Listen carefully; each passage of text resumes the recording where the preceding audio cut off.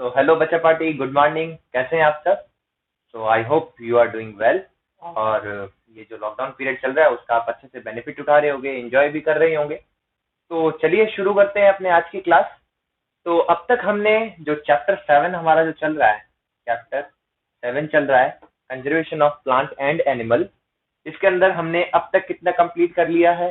Deforestation हो गया है, कैसे होता है वो सब देख लिया, डिजर्टिफिकेशन देख लिया है, कौन कौन सी इंडियन गवर्नमेंट ने स्टेप्स उठाए हैं वो सारे देख लिए, नेशनल पार्क, बायोडाइवर्सिटी और अपनी जो बायोस्फीयर रिजर्व्स हैं, प्लस इसके अलावा अपने जो जितने भी नेशनल पार्क्स हैं उसके बारे में अपने बात करी। प्लस फिर टाइगर रिजर्व्स क्या होते हैं, टाइगर प्रोजेक्ट्स क्या होते हैं, कौन कौन से हैं, कब बने कब नहीं बने, सारा हम अब तक डिस्कस कर चुके हैं टिल दिस एंड पार्ट 3 तक। ये पार्ट 4 है। इसके अंदर अपन बात करने वाले हैं रेड डाटा बुक के बारे में और रिफॉरेस्टेशन के बारे में और माइग्रेटरी बर्ड्स के बारे में। तो सबसे पहले स्टार्ट करेंगे आज का लेक्चर रेड डाटा बुक के साथ कि रेड डाटा बुक क्या होती है। रेड डाटा बुक, अब देखो नाम से ही वैसे तो सब कुछ पता ही चल रहा होगा, आई होप आपको। अगर नहीं चल रहा है तो प्लीज थोड़ा सा देखना शुरू करें, इस चीज को, इमेजिनेशन को शुरू करें थोड़ा सा, तभी आपको चीजें याद रह पाएंगी, अदरवाइज कुछ नहीं कह सकते आपसे, है ना। तो बस हमारा वही डेली वाला काम ही रहेगा, हम आपसे कुछ क्वेश्चन पूछेंगे और आपको उनके आंसर करने हैं, है ना। ध्यान रखें कमेंट के अंदर आंसर करने हैं आपको, ये बात भी याद रखें। तो रेड मतलब रेड नाम से ही आपको पता चल रहा होगा, डेंजर, सीधी सीधी बात, डेंजर। अगर डेंजर दिख रही है तो बस काम ही खत्म हो गया। इस बुक का काम ही क्या है? जो चीजें डेंजर जोन में है उनका नाम यानी कि रिकॉर्ड रखो, है ना। मतलब क्या हुआ, यानी कि अपनी जो हम बात करने वाले हैं स्पीशीज यानी कि प्लांट और एनिमल की बात ही कर रहे हैं, इतनी देर से कब से कर रहे हैं, पिछले 3 पार्ट से यही कर रहे हैं। तो जो स्पीशीज प्लांट और एनिमल्स की, है ना, जो डेंजर जोन में है, मतलब डेंजर जोन में कब होगी, मतलब वो खतरा है, खत्म होने वाली है तभी तो होगा, है ना। तो वो स्पीशीज प्लांट और एनिमल की जो खत्म होने की कगार पर है, डेंजर जोन के अंदर है, कुछ आने वाले फ्यूचर के अंदर क्या कर सकते हो, एक्सटिंक्ट हो सकती है अगर उन्हें कंजर्व नहीं किया गया, उन स्पीशीज का रिकॉर्ड कौन रखती है? रेड डाटा बुक रखती है ना। तो अपन ये कह सकते हैं the red data book is it is the written documentary which records the species which are endangered, है ना। वो स्पीशीज जो इंडेंजर्ड है, सॉरी, उनका एक तरीके से रिटर्न डॉक्यूमेंट है ये, जिन जिन के बारे में हमें ये ध्यान रखना है कि हाँ भी किस किस को कंजर्व करने की जरूरत है। उन सभी स्पीशीज को कौन एक तरीके से एक जगह डाटा के रूप में रखता है, उस बुक का नाम है रेड डाटा बुक। इतनी बात आपको समझ में आई होगी। अगर रेड डाटा बुक की बात करूं तो यहाँ पर एक तरीके से मतलब पूरी जो लिस्ट है, ऐसा नहीं है कि एक साथ ये एक पूरी बुक है उसके अंदर बस नाम लिख रखे हैं डिक्शनरी की तरह, ऐसा कुछ भी नहीं है। इन्होंने यहाँ पर क्या कर रखा है, कॉलम बना रखे हैं। कुछ स्पीशीज को होंगी जो ज्यादा डेंजर जोन में होगी, मतलब जल्दी खत्म होने वाली होंगी, है ना। और कुछ जो है वो हाँ अभी नहीं, कुछ टाइम बाद में, हो सकता है 60-70 साल बाद में खत्म हो, है ना। तो कौन सी पे ज्यादा ध्यान देने की जरूरत है, जो 10 साल में खत्म होने वाली है उस पर या फिर 100 साल में खत्म होने वाली है उस पर? तो हमें इस बात का भी तो सोचना पड़ेगा ना। तो इसलिए इस रेड डाटा बुक के अंदर भी ऐसे जोन बना रखे हैं। जैसे पहला जोन बना रखा है इन्होंने क्रिटिकली इंडेंजर्ड, तो जो बहुत ही ज्यादा इंडेंजर्ड हैं उन स्पीशीज को, है ना, इंडेंजर्ड। अरे भाई थोड़ा सा मिस्टेक्स हो जाएगा स्पेलिंग में, तो प्लीज थोड़ा सा करें। तो जैसे इसके अंदर नाम लिखूं अगर मैं, तो एग्जाम्पल के तौर पर जो मैं इंडिया की बात कर रहा हूँ, सिर्फ इंडिया के बारे में, है ना, तो इंडिया के अंदर या फिर अगर मैं बर्ड की, पूरे वर्ल्ड की भी बात करूं, तो एक रेड बियर है, हिमालयन बियर बोलते हैं इसको। ये क्रिटिकली इंडेंजर्ड जोन में है, मतलब जल्दी ही खत्म होने वाला है। मैं ये नहीं कह रहा 10 साल में खत्म हो जाएगा, लेकिन हाँ अगर इन्हें कंजर्व नहीं किया तो ये आने वाले टाइम के अंदर एक्सटिंक्ट हो जाएंगे। एक एग्जाम्पल और मैं और दूं तो आपको कश्मीरी कश्मीरी डियर बोलते हैं, या फिर स्टैग बोल दो आप, स्टैग 12 फिंगर टाइप का था, है ना। तो कश्मीरी स्टैग जो है ये भी क्रिटिकली एंडेंजर्ड स्पीशीज में से एक है ना। इसके अलावा अगर मैं बात करूं दूसरी कैटेगरी जो एंडेंजर्ड है, मतलब हाँ ये भी हो सकता है मर जाए, खत्म हो जाए, एक्सटिंक्ट हो जाए, लॉस्ट हो जाए, अगर इनको भी मतलब अगर कंजर्व नहीं किया। लेकिन हाँ, इससे कम खतरा है, ये बात ध्यान रखें। इनसे इतनी जो जल्दी खत्म होने वाली है, हो सकता है 10 साल में खत्म हो, तो हो सकता है ये 25 साल में, 30 साल में, 40 साल में खत्म हो। तो इन पर ज्यादा ध्यान देने की जरूरत है, इसलिए इसे क्रिटिकल लिस्ट में रखा गया है। और ये इंडेंजर्ड, और इंडेंजर्ड का एक एग्जांपल मैं पहले ही आपको दे रखा हूँ, टाइगर, जिसकी वजह से हमने पूरा टाइगर प्रोजेक्ट चलाया है। इसके अलावा आपको पता होगा एशियाटिक लायन, है ना, एशियाटिक लायन। एक बात आपको, एक फैक्ट बताता हूँ एशियाटिक लायन के बारे में, कि पूरे वर्ल्ड के 100% एशियाटिक लायन सिर्फ इंडिया के अंदर है। यानी कि जितने भी वर्ल्ड के अंदर है ना, वो कहीं नहीं है, सिर्फ इंडिया के अंदर है। ये बात ध्यान रखें। एक और है हॉट डियर, हॉक डियर, है ना, हॉक डियर, ये एक और है इंडेंजर्ड स्पीसीज का एग्जांपल मैंने यहाँ पर लिखे हैं।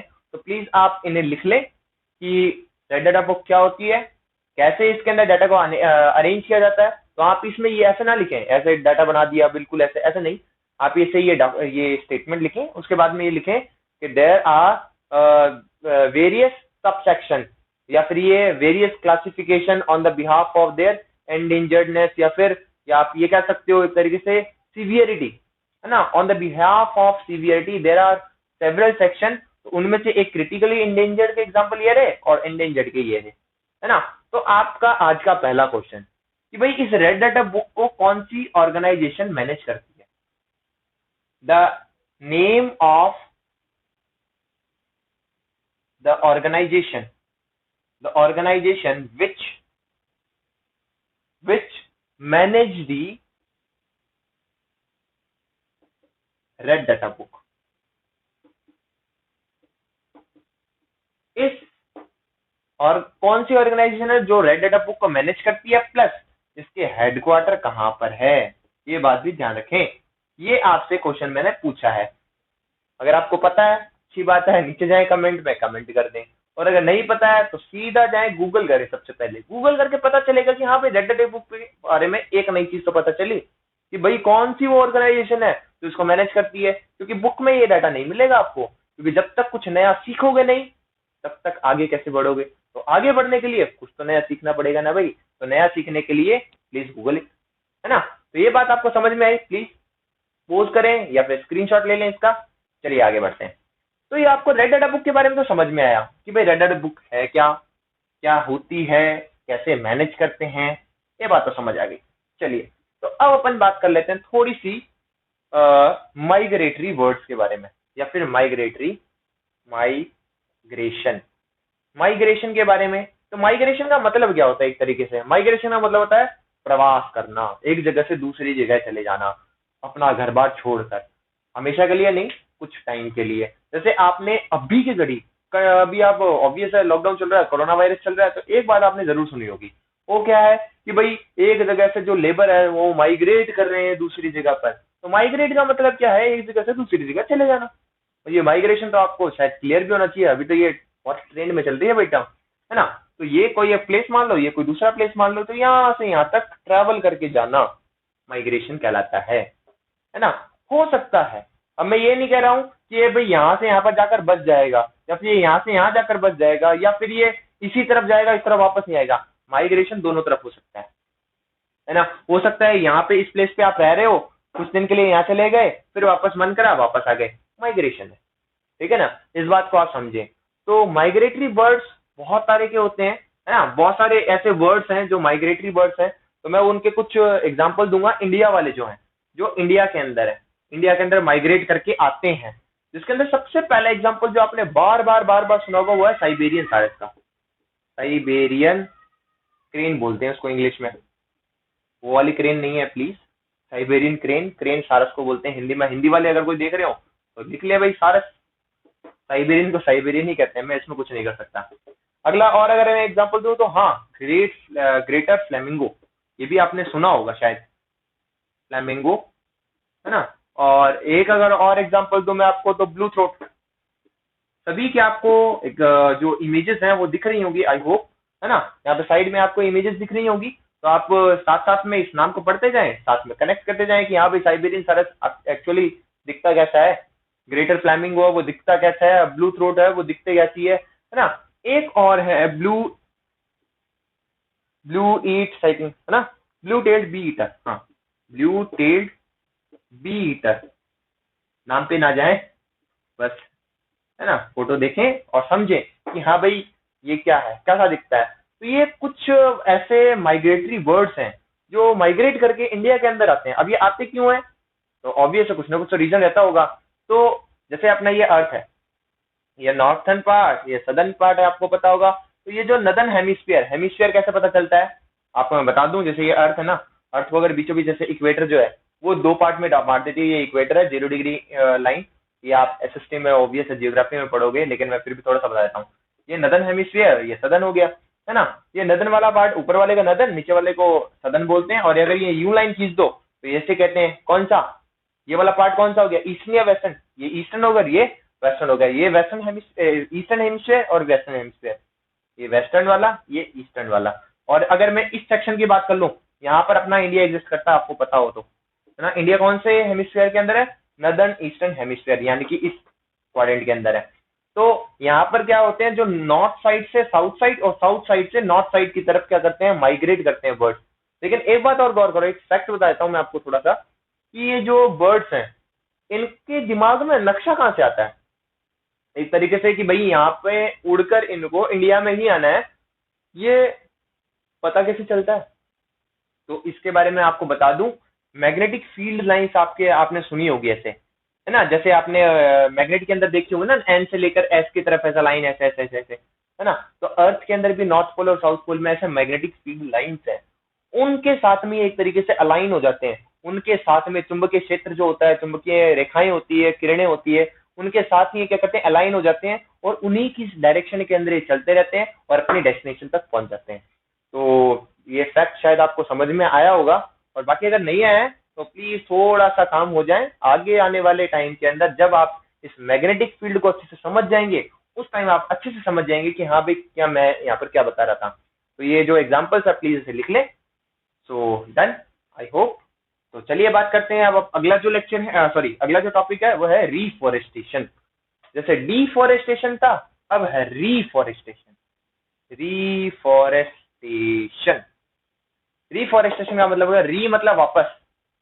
आपने 8th क्लास हो तो ऑब्वियस है एक चीज तो जरूर पढ़ी होगी, मतलब 3R के बारे में सुना है, री यूज, रीसाइकल, है ना। री का मतलब वापस, री मतलब वापस, और फॉरेस्टेशन मतलब फॉरेस्ट का वापस से बनाना। आप फॉरेस्ट वापस से कैसे बनाएंगे, अब वो जरा ध्यान से सुने, देखो ध्यान से, सॉरी। जैसे मान लीजिए ये एरिया है, ये कोई फॉरेस्ट है, फॉरेस्ट, है ना। इस फॉरेस्ट के अंदर कुछ पेड़ लग रहे थे, मान लीजिए हमको आन पड़ी है, जरूरत पड़ गई है कि भाई घर में कुछ लकड़ियां वकड़ियां चाहिए, किसी काम के लिए दरवाजे बनाने हैं, तो हो सकता है किसी इंडस्ट्री को चाहिए, तो इंडस्ट्री कहाँ से लाएगी लकड़ियां, फॉरेस्ट से ही लाती हैं।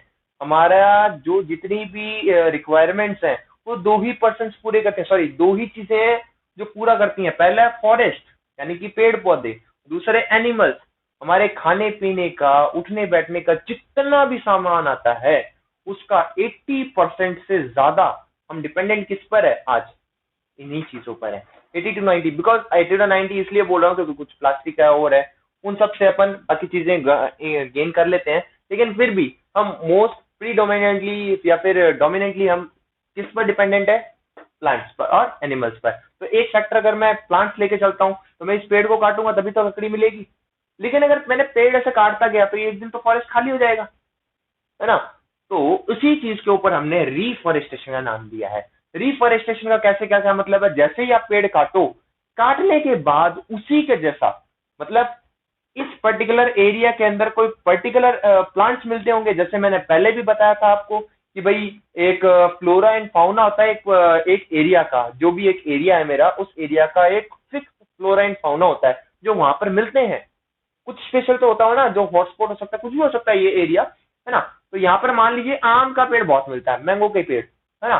तो अगर यहाँ पर मैंगो के बहुत ही ज्यादा फ्लोरिश्ड पेड़ है, बहुत ही अच्छा से ग्रो करता है, तो अगर यहाँ से मैंगो हटाकर अगर यहाँ पर पीपल का पेड़ लगा दोगे ना, तो मैंगो वाले कम हो जाएंगे, है ना। तो हमें क्या करना है, मैंगो हटा रहे हैं तो एटलीस्ट जितने पेड़ हमने काटे हैं उतने ही हमें पेड़ जो है वो मैंगो के वापस लगा देंगे अगर हम तो उसी को आप क्या कह दोगे, रिफॉरेस्टेशन कह दोगे। समझ में आया होगा आई होप। तो इसकी डेफिनेशन कैसे लिखेंगे सर, अभी तक तो हमने सिर्फ समझा है, तो लिखें डेफिनेशन, लिखवाते हैं। तो क्या लिखेंगे डेफिनेशन के अंदर, if we plant the same tree which is already या फिर ऐसे ना लिखकर आप ऐसे लिखें, we plant the same tree which is, एक तरह से काटने को कहते हैं, which is cut down from the forest,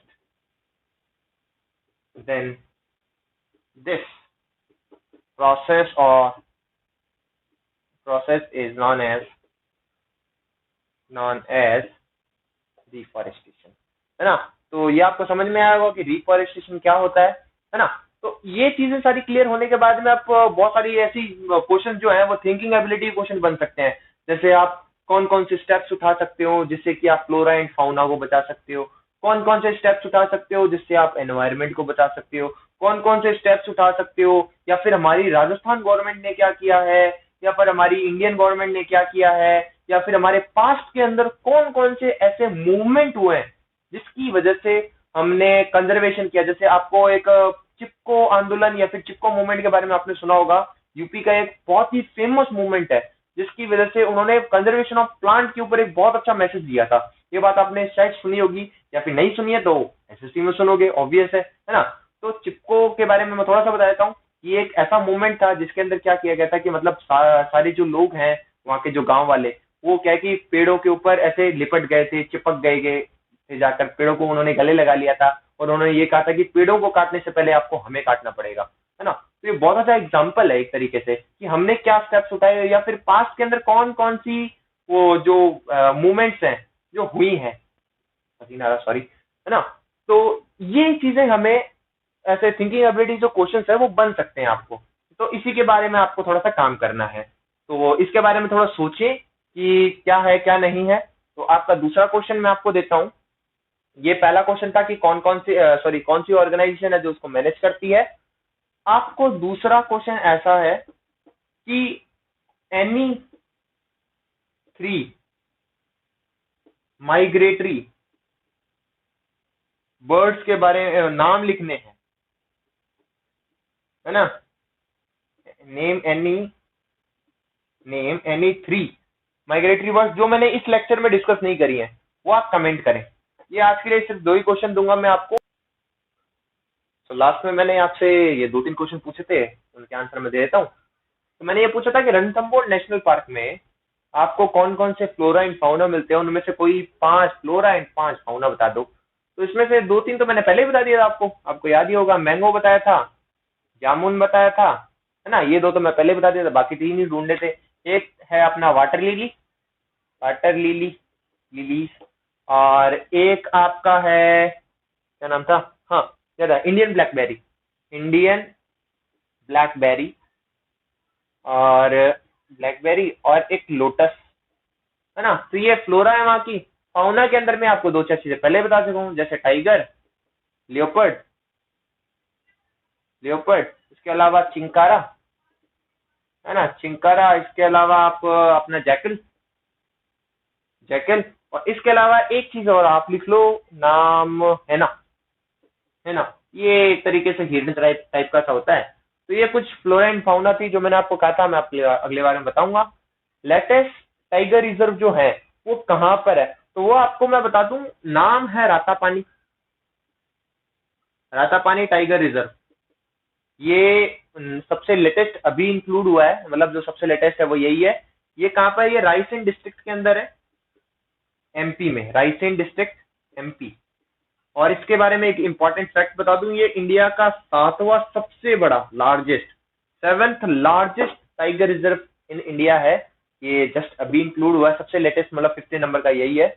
और आपको पूछा था टाइगर रिजर्व सबसे ज्यादा कौन सी स्टेट के अंदर है, तो ऑब्वियस है एमपी इसका आंसर है। मध्य प्रदेश के अंदर सबसे ज्यादा टाइगर रिजर्व है आपके। तो ये मैंने लास्ट जो है वीडियो के अंदर वो यही क्वेश्चन पूछे थे, तो मैंने अपना जो है वो कंप्लीट कर दिया है। तो आपको ये 2 क्वेश्चन आपको और दिए हैं। नेक्स्ट वीडियो के अंदर अपन जब भी बात करेंगे तो यहीं पर इसी 2 क्वेश्चंस के बारे में बात करेंगे। और हाँ, यहाँ पर आपका ये चैप्टर कंप्लीट हो गया है। अगर आपके पास अभी भी कोई डाउट है तो जाए नीचे कमेंट सेक्शन में या फिर जाए ग्रुप के अंदर, आपको पोस्ट करना है और आपको आंसर मिल जाएंगे। और अभी तक के जितने भी असाइनमेंट्स हैं वो आपको प्लीज कंप्लीट करने बहुत ज्यादा जरूरी हैं, वो बहुत ज्यादा प्रेशराइज्ड हैं। आप, मुझे भी पता है इस लॉकडाउन के अंदर आपको काम करना पड़ रहा है, लेकिन अभी पढ़ लोगे तो बहुत ज्यादा एडवांटेज रहेगा। बिकॉज अभी इंजॉयमेंट की जगह अगर आप थोड़ा सा स्टडी की तरफ थोड़ा भी ध्यान देंगे ना, 50% भी, आधा जितना स्कूल टाइम में देते हो उससे 50% दे, बहुत है। लेकिन इस टाइम को अभी अगर इतने अच्छी तरीके से यूटिलाइज कर लोगे तो आपको आगे आने वाले टाइम के अंदर बहुत ज्यादा क्या बोलते हैं उसको, एडवांटेज होगा। क्योंकि मुझे पता है 100 में से 50% बच्चे ही मुश्किल से पढ़ रहे होंगे। क्योंकि मुझे जहां तक पता चलता है डाटा के अकॉर्डिंग मैं ये बता सकता हूँ कि कौन कितना पढ़ रहा है ना। सो इसी के साथ मैं यही कहूंगा कि प्लीज थोड़ा पढ़ाई पे ध्यान दें। और thank you so much, have a nice day.